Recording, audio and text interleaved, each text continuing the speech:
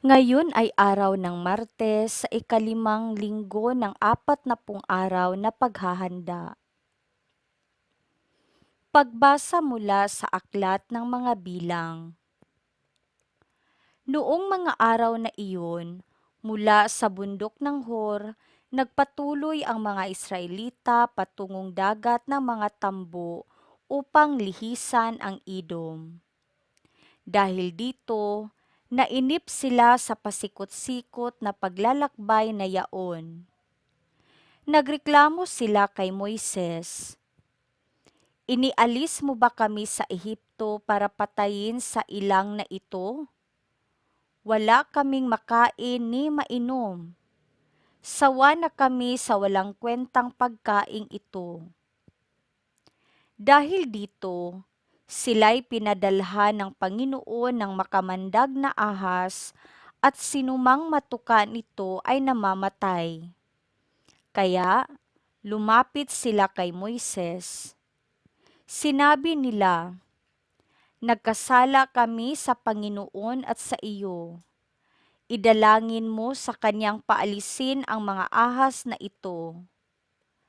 Dumalangin nga si Moises at ganito ang sagot sa kanya ng Panginoon, "Gumawa ka ng isang ahas na tanso. Ilagay mo iyon sa dulo ng isang tikin at sinumang natuklaw ng ahas na tumingin doon ay hindi mamamatay." Gayon nga ang ginawa ni Moises. Mula noon, lahat ng matuklaw ng ahas, ngunit tumingin sa ahas na tanso, ay hindi namamatay.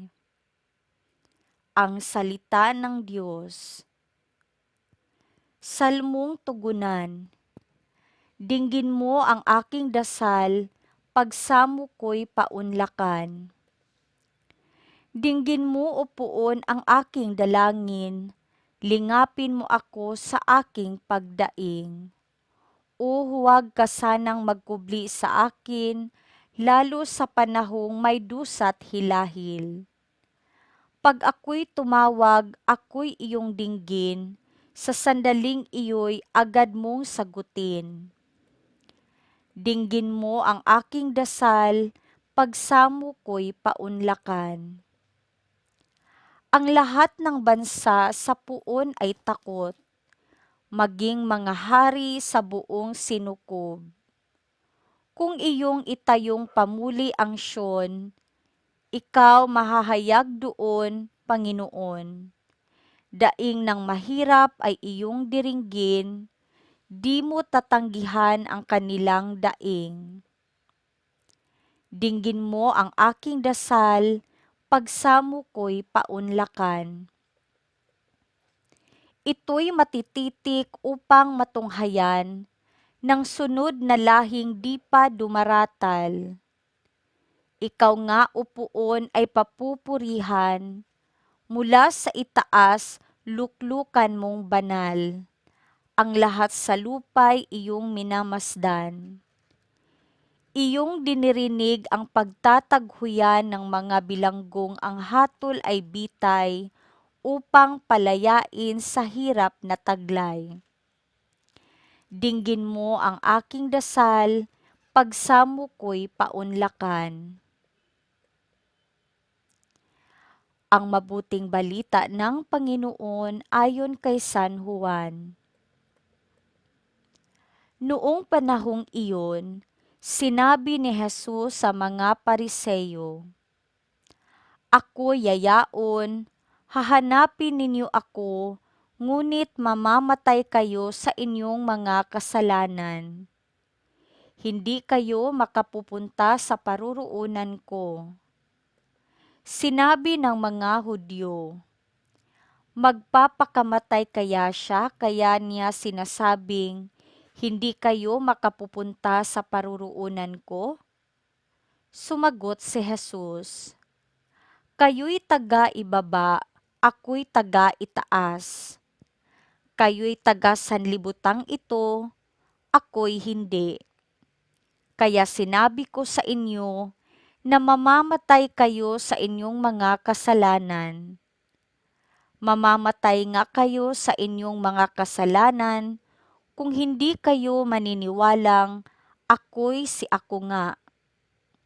Sino ka ba? Tanong nila. Sumagot si Jesus, ako yaong sinabi ko na sa inyo mula pa noong una. Marami akong masasabi at maihahato laban sa inyo. Ngunit totoo ang sinasabi ng nagsugo sa akin at ang narinig ko sa kanya ang ipinapahayag ko sa sanlibutan. Hindi nila naunawaan na siya'y nagsasalita tungkol sa Ama.